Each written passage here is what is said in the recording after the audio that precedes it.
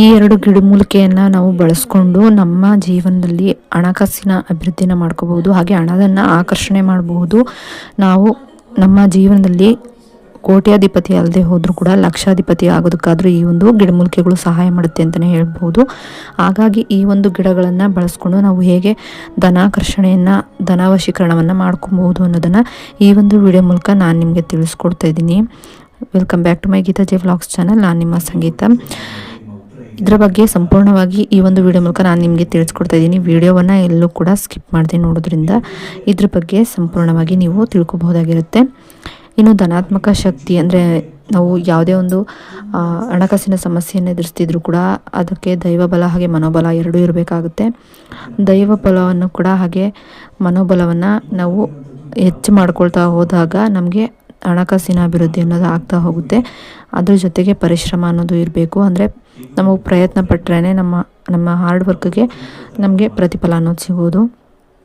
ಜೊತೆಗೆ ದೈವಬಲ ಹಾಗೆ ಈ ರೀತಿಯಾಗಿ ಒಂದು ಗಿಡಮೂಲಿಕೆಗಳಿಂದ ನಮಗೆ ಹಣಕಾಸಿನ ಅಭಿವೃದ್ಧಿ ಮಾಡ್ಕೊಳ್ಳೋದಕ್ಕೆ ಸಹಾಯ ಆಗುತ್ತೆ ಅಂದರೆ ನಾವು ಯಾಕೆ ಇದನ್ನು ಮಾಡಬಾರ್ದಲ್ವ. ಇದು ಕೇವಲ ನಮ್ಮ ಒಳಿತಿಗಾಗಿ ಮಾಡ್ಕೊಳ್ಳೋವಂಥದ್ದಾಗಿರುತ್ತೆ, ಬೇರೆಯವರ ಕೆಡಕಿಗಾಗಿ ನಾವು ಮಾಡುವಂಥದ್ದಲ್ಲ. ಹಾಗಾಗಿ ಈ ಒಂದು ವಶೀಕರಣದ ಬಗ್ಗೆ ಅಂದರೆ ಈ ಒಂದು ಸಸ್ಯವನ್ನು ಬಳಸ್ಕೊಂಡು ವಶೀಕರಣವನ್ನು ಮಾಡ್ಕೊಳ್ಳೋ ಬಗ್ಗೆ ತಿಳಿಸ್ಕೊಡ್ತಾ ಇದ್ದೀನಿ. ಆದರೆ ಇದನ್ನು ಕೆಟ್ಟದಕ್ಕೆ ಬಳಸಬೇಡಿ. ಅದು ಕೆಟ್ಟದಕ್ಕೆ ಬಳಸಿದ್ರೆ ಅದು ನಿಮ್ಮ ವಿರುದ್ಧವಾಗಿ ಉಲ್ಟಾ ಬರುತ್ತೆ ಅಂತ ಹೇಳ್ಬೋದು. ಇನ್ನು ಈ ಒಂದು ನಮ್ಮ ಜೀವನದಲ್ಲಿ ಯಾವುದೇ ರೀತಿಯ ಸಾಲ ಇದ್ದರೂ ಅಥವಾ ಏನಾದರೂ ಒಂದು ಹಣಕಾಸಿನ ಸಮಸ್ಯೆ ತಲೆದೋರ್ತಾನೆ ಇರುತ್ತೆ. ತುರ್ತು ಪರಿಸ್ಥಿತಿಯಲ್ಲಿ ನಮ್ಮ ಕೈಯಲ್ಲಿ ₹1 ಇರೋದೇ ಇಲ್ಲ. ಆ ಒಂದು ಸಮಯದಲ್ಲೂ ಈ ರೀತಿಯಾಗಿ ನಮಗೆ ಒಂದು ಹಣಕಾಸಿನ ಸಮಸ್ಯೆಗಳನ್ನು ಎದುರಿಸ್ತಾ ಇರ್ತೀವಿ. ಏನೋ ಒಂದು ಮನೆಯಲ್ಲಿ ಆರ್ಥಿಕ ಸಮಸ್ಯೆ ಪದೇ ಪದೇ ಕಾಡ್ತಾನೆ ಇರುತ್ತೆ ಅಂದರೆ ಅವರು ಈ ಒಂದು ವಶೀಕರಣವನ್ನು ಮಾಡ್ಕೊಳ್ಳಿ, ಈ ಒಂದು ಸಸ್ಯವನ್ನು ಬಳಸ್ಕೊಂಡು ಅಂತ ಹೇಳ್ತಾ, ಧನಾತ್ಮಕ ಶಕ್ತಿಯನ್ನು ಹೆಚ್ಚಿಸೋದಕ್ಕೆ ಮತ್ತು ಸಂಬಂಧಗಳಲ್ಲಿ ಸಾಮರಸ್ಯವನ್ನು ತರೋದಕ್ಕೆ ಜ್ಯೋತಿಷ್ಯ ಶಾಸ್ತ್ರದಲ್ಲಿ ಈ ಲಜ್ಜಾವತಿ ಅಂದರೆ ನಾಜಿಕೆ ಮುಳ್ಳು ಮತ್ತು ಬಿಳಿ ವಿಷ್ಣು ಕ್ರಾಂತಿ ಸಸ್ಯಗಳಿಗೆ ವಿಶೇಷವಾದ ಸ್ಥಾನ ಇರೋದನ್ನು ನಾವು ಕೇಳ್ಪಟ್ಟಿರ್ತೀವಿ. ಈ ಸಸ್ಯಗಳನ್ನು ಬಳಸುವಾಗ ಅನುಸರಿಸಬೇಕಾದಂತಹ ಶಾಸ್ತ್ರೋಕ್ತವಾದ ವಿಧಾನಗಳನ್ನು ಮತ್ತು ಅದರ ಹಿಂದಿನ ಆಧ್ಯಾತ್ಮಿಕ ಹಿನ್ನೆಲೆಯನ್ನು ನಾನು ನಿಮಗೆ ಈ ವಿಡಿಯೋ ಮೂಲಕನೇ ತಿಳಿಸ್ಕೊಡ್ತಾ ಇದ್ದೀನಿ. ಮೊದಲನೇದಾಗಿ ಲಜ್ಜಾವತಿ ಅಂದರೆ ನಾಜಿಕೆ ಮುಳ್ಳು ಗಿಡ. ಇದನ್ನು ಸಂಮೋಹಿನಿ ಶಕ್ತಿ ಅಂತಲೂ ಕೂಡ ಕರೀತಾರೆ. ಲಜ್ಜಾವತಿ ಗಿಡವು ಸ್ಪರ್ಶಕ್ಕೆ ಪ್ರತಿಕ್ರಿಯಿಸುವ ಗುಣ ಹೊಂದಿರೋದ್ರಿಂದ ಇದನ್ನು ಮನಸ್ಸಿನ ಮೇಲೆ ಪ್ರಭಾವ ಬೀರುವ ಸಂಮೋಹಿನಿ ಸಸ್ಯವೆಂದು ಕರೆಯಲಾಗುತ್ತೆ. ಅಂದರೆ ನಾಚಿಕೆ ಮುಳ್ಳು ಅಂದರೆ ಮುಟ್ಟಿದ್ರೆ ಮುನಿ ಅಂತ ನೀವು ಕೇಳಿರ್ತೀರಲ್ವ, ಅದನ್ನೇ ಲಜ್ಜಾವತಿ ನಾಚಿಕೆ ಮುಳ್ಳು ಗಿಡ ಅಂತಲೇ ಕರೀತಾರೆ. ಇದನ್ನು ಬಳಸ್ಕೊಂಡು ನಾವು ಹೇಗೆ ನಾವು ವಶೀಕರಣವನ್ನು ಮಾಡ್ಕೊಬೋದು, ಇದನ್ನು ಹೇಗೆ ನಾವು ಅಂದರೆ ನಮ್ಮ ದಂಪತಿಗಳ ಮಧ್ಯೆ ವಿರಸ ಇದ್ದರೆ ಅಥವಾ ಪ್ರೀತಿಸೋರ ಮಧ್ಯೆ ಕೂಡ ಕಲಹಗಳಾಗ್ತಾ ಇದ್ದರೆ ಅಥವಾ ಪ್ರೀತಿಸೋರು ಸಿಗಬೇಕು ಅನ್ನೋದಾದರೆ, ಹಾಗೆ ಹಣಕಾಸಿನ ಸಮಸ್ಯೆಗಳಿಗೆ ತುಂಬಾ ಒಳ್ಳೆಯ ಪರಿಣಾಮ ಬೀರುತ್ತೆ ಅಂತಲೇ ಹೇಳ್ಬಹುದು. ಇದು ಅದನ್ನು ಬಳಸುವ ವಿಧಾನವನ್ನು ತಿಳ್ಕೊಳ್ಳೋಣ. ಮೊದಲನೇದಾಗಿ ಸಂಕಲ್ಪ ಅಥವಾ ಆಮಂತ್ರಣವನ್ನು ಮಾಡ್ಕೊಬೇಕಾಗುತ್ತೆ. ಅಂದರೆ ಈ ಗಿಡದ ಭಾಗವನ್ನು ಬಳಸುವ ಒಂದು ದಿನದ ಮೊದಲು ಸಾಮಾನ್ಯವಾಗಿ ಶನಿವಾರ ಸಂಜೆ ಅಥವಾ ಭಾನುವಾರದ ಬೆಳಗ್ಗೆ ಗಿಡದ ಬಳಿ ಹೋಗಿ ಅರಿಶಿನ ಕುಂಕುಮ ಅರ್ಪಿಸಿ ನಿಮ್ಮ ಧನಾತ್ಮಕ ಕೆಲಸಕ್ಕೆ ಸಹಕರಿಸಬೇಕು ಅಂತ ಪ್ರಾರ್ಥಿಸಬೇಕಾಗುತ್ತೆ. ಅದಾದ ನಂತರ ಬೇರಿನ ಬಳಕೆನ ಮಾಡಬೇಕಾಗುತ್ತೆ. ಅಂದರೆ ಮರುದಿನ ಬೆಳಗ್ಗೆ ಸ್ನಾನ ಮಾಡಿ ಗಿಡದ ಸಣ್ಣ ತುಂಡು ಬೇರನ್ನು ತೆಗೆದುಕೊಂಡು ಬರಬೇಕಾಗುತ್ತೆ. ಈ ಬೇರನ್ನು ಗಂಧದೊಂದಿಗೆ ತೇಯ್ದು ಹಣೆಗೆ ತಿಲಕವಾಗಿ ಹಚ್ಕೊಳ್ಳೋದ್ರಿಂದ ನಿಮ್ಮ ಮಾತಿಗೆ ಹೆಚ್ಚಿನ ಮನ್ನಣೆ ಸಿಗುತ್ತೆ ಅಂತಲೇ ಹೇಳ್ಬೋದು. ಹಾಗೆ ಜನರನ್ನು ನಿಮ್ಮತ್ತ ಆಕರ್ಷಿಸುವ ಶಕ್ತಿಯನ್ನು ಕೂಡ ಇದು ಅಂದರೆ ವಶೀಕರಣ ಶಕ್ತಿಯನ್ನು ಕೂಡ ವೃದ್ಧಿಯಾಗುತ್ತೆ ಅಂತಲೇ ಹೇಳ್ಬೋದಾಗಿರುತ್ತೆ. ಇನ್ನು ಧನಾತ್ಮಕ ಶಕ್ತಿಗೆ ಈ ಲಜ್ಜಾವತಿ ಬೇರನ್ನು ಬೆಳ್ಳಿಯ ತಾಯ್ತದಲ್ಲಿ ಹಾಕಿ ಧರಿಸೋದ್ರಿಂದ ಕೂಡ, ಅಂದರೆ ಬೆಳ್ಳಿಯ ತಾಯ್ತದಲ್ಲಿ ನೀವು ಇದನ್ನು ಮಾಡಿಸ್ಕೊಂಡು ಅದ್ರ ಒಳಗೆ ಬೆಳ್ಳಿಯ ತಾಯ್ತದೊಳಗೆ ಹಾಕಿ ನೀವು ಆ ತಾಯ್ತವನ್ನು ಧರಿಸೋದ್ರಿಂದ ಕೂಡ, ನಿಮ್ಮ ಬಾಡಿ ಮೇಲೆ ಹಾಕೊಳ್ಳೋದ್ರಿಂದ ಕೂಡ ನಕಾರಾತ್ಮಕ ದೃಷ್ಟಿ ದೋಷಗಳು ನಿವಾರಣೆಯಾಗಿ ಆತ್ಮವಿಶ್ವಾಸ ಹೆಚ್ಚುತ್ತೆ. ಹಾಗೆ ನೀವು ಎಲ್ಲೇ ಒಂದು ವ್ಯಾಪಾರ ವ್ಯವಹಾರದಲ್ಲಿ ಕೈ ಹಾಕಿದರೂ ಕೂಡ ಅಲ್ಲಿ ಒಂದು ನಿಮಗೆ ಲಾಭನೇ ತಂದುಕೊಡುತ್ತೆ ಅಂತಲೇ ಹೇಳ್ಬೋದು. ಇನ್ನು ಎರಡನೇದಾಗಿ ಬಿಳಿ ವಿಷ್ಣು ಕ್ರಾಂತಿ. ಈ ಒಂದು ಸಸ್ಯದಿಂದ ಶಾಂತಿ ಮತ್ತು ವಿಜಯವನ್ನು ಹಾಗೆ ಧನಾಕರ್ಷಣೆಯನ್ನು ಕೂಡ ಮಾಡ್ಕೊಬೋದಾಗಿರುತ್ತೆ. ವಿಷ್ಣುಕ್ರಾಂತಿ ಗಿಡವು ಭಗವಾನ್ ವಿಷ್ಣುವಿನ ಅತ್ಯಂತ ಪ್ರಿಯವಾದದ್ದು. ವಿಶೇಷವಾಗಿ ಬಿಳಿ ಹೂವಿನ ವಿಷ್ಣುಕ್ರಾಂತಿ ಅಪರೂಪಕ್ಕೆ ಅಂದರೆ ಹೆಚ್ಚು ಶಕ್ತಿಶಾಲಿ ಅಂತಲೇ ಹೇಳ್ಬೋದು. ಇದನ್ನು ಬಳಸೋ ವಿಧಾನವನ್ನು ತಿಳ್ಕೊಳ್ಳೋಣ. ವಿಜಯ ಪ್ರಾಪ್ತಿಗಾಗಿ ಅಂದರೆ ನಮ್ಮ ಯಶಸ್ಸಿನ ಪ್ರಾಪ್ತಿಗಾಗಿ ಈ ಒಂದು ಗಿಡಮೂಲಿಕೆಯನ್ನು ನಾವು ವಶೀಕರಣಕ್ಕಾಗಿ ಬಳಸ್ಕೊಬೋದಾಗಿರುತ್ತೆ.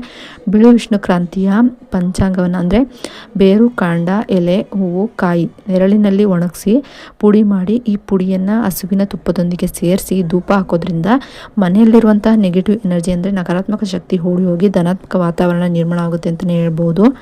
ಇನ್ನು ಆಕರ್ಷಣೆ ಮತ್ತು ಗೌರವಕ್ಕಾಗಿ ಈ ಗಿಡದ ಬೇರನ್ನು ಭಾನುವಾರದಂದು ಓಂ ನಮೋ ನಾರಾಯಣ ಮಂತ್ರವನ್ನು 108 ಬಾರಿ ಜಪಿಸಿ ಅಭಿಷೇಕ ಮಾಡಬೇಕು. ನಂತರ ಇದನ್ನು ಪೂಜಾ ಕೋಣೆಯಲ್ಲಿ ಅಥವಾ ಹಣ ಇಡುವಂಥ ನೀವು ಏನು ಖಜಾನೆ ಅಥವಾ ಕಿಜೋರಿ ಇರುತ್ತೆ ಅಥವಾ ಬೀರಲ್ಲಿ ನೀವು ಹಣ ಇಡ್ತಿರಲ್ಲ ಆ ಒಂದು ಜಾಗದಲ್ಲಿ ಕೂಡ ಇಟ್ಟರೆ ಆರ್ಥಿಕ ಲಾಭ ಮತ್ತು ಸಮಾಜದಲ್ಲಿ ಗೌರವವನ್ನು ಹೆಚ್ಚಿಸುತ್ತೆ ಅಂತಲೇ ಹೇಳ್ಬೋದು.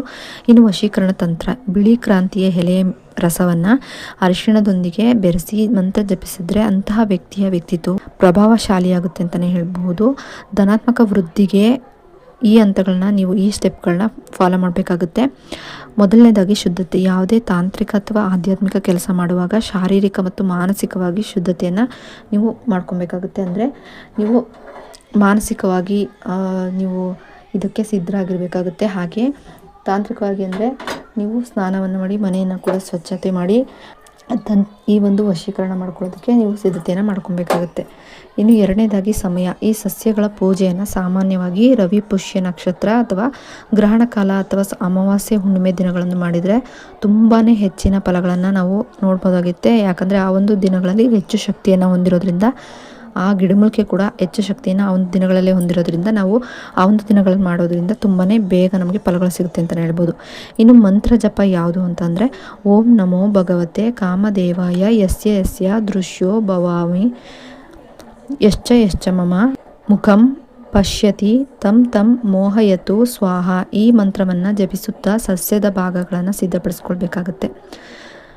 ಇನ್ನು ಈ ತಂತ್ರಗಳನ್ನು ಕೇವಲ ದಾಂಪತ್ಯ ಕಲಹ ನಿವಾರಿಸಲು, ಸಂಬಂಧ ಬೆಳೆಸಲು ಮತ್ತು ವೃತ್ತಿ ಜೀವನದಲ್ಲಿ ಯಶಸ್ಸಿಗೆ ಮಾತ್ರ ಬಳಸಬೇಕಾಗುತ್ತೆ.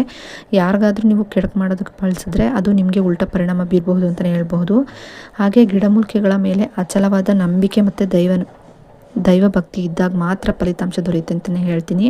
ಇನ್ನು ಈ ಒಂದು ಗಿಡಮೂಲಿಕೆಗಳನ್ನ ಬಳಸ್ಕೊಂಡು ನಿಮ್ಮ ಜೀವನದಲ್ಲಿ ಧನಾಭಿವೃದ್ಧಿಯನ್ನು ಹಾಗೆ ನಿಮ್ಮ ದಾಂಪತ್ಯ ಕಲಹ ಇರ್ಬೋದು ಅಥವಾ ಪ್ರೀತಿ ಸಮಸ್ಯೆ ಇರ್ಬೋದು, ಯಾವುದೇ ಒಂದು ಸಮಸ್ಯೆಗಳಿದ್ರೂ ದೂರ ಮಾಡ್ಕೊಳ್ಳಿ ಅಂತ ಹೇಳ್ತಾ ಈ ಒಂದು ವಶೀಕರಣವನ್ನು ಸದುಪಯೋಗ ಮಾಡ್ಕೊಳ್ಳಿ, ಅದು ಒಳ್ಳೆಯದಕ್ಕೆ ಮಾತ್ರ ಅಂತ ಹೇಳ್ತಾ ಈ ಒಂದು ವಿಡಿಯೋ ಏನಾದರೂ ನಿಮಗೆ ಇಷ್ಟ ಆದರೆ ಲೈಕ್ ಮಾಡಿ, ಶೇರ್ ಮಾಡಿ, ಕಮೆಂಟ್ ಕೂಡ ಮಾಡಿ. ಇನ್ನಷ್ಟು ಇಂತಹ ವಿಡಿಯೋಗಳೇನಾದರೂ ನಿಮಗೆ ಬೇಕು ಅನ್ನೋದಾದರೆ ಕಮೆಂಟ್ ಸೆಕ್ಷನಲ್ಲಿ ತಿಳಿಸಿ. ಹಾಗೆ ಸಬ್ಸ್ಕ್ರೈಬ್ ಮಾಡ್ಕೊಂಡು ವಿಡಿಯೋ ನೋಡಿ. ಸಬ್ಸ್ಕ್ರೈಬ್ ಪಕ್ಕ ಬೆಲ್ಲೈಕನ್ ಬಟನ್ ಇರುತ್ತೆ, ಅಲ್ಲಿ ಆಲ್ ಆಪ್ಷನ್ ಮೇಲೆ ಕ್ಲಿಕ್ ಮಾಡಿದ್ರೆ ನಾನು ಯಾವುದೇ ರೀತಿ ವಿಡಿಯೋ ಮಾಡಿ ಅಪ್ಲೋಡ್ ಮಾಡಿದ್ರು ಕೂಡ ನಿಮಗೆ ನೋಟಿಫಿಕೇಶನ್ ಮೂಲಕ ಮೊದಲು ಬಂದು ತಲುಪುತ್ತೆ. ಆಗ ನೀವು ನನ್ನ ವಿಡಿಯೋನ ಮಿಸ್ ಮಾಡದೆ ನೋಡಬಹುದಾಗಿರುತ್ತೆ. ವಿಡಿಯೋ ನೋಡಿದ್ದಕ್ಕಾಗಿ ಥ್ಯಾಂಕ್ ಯು ಫಾರ್ ವಾಚಿಂಗ್.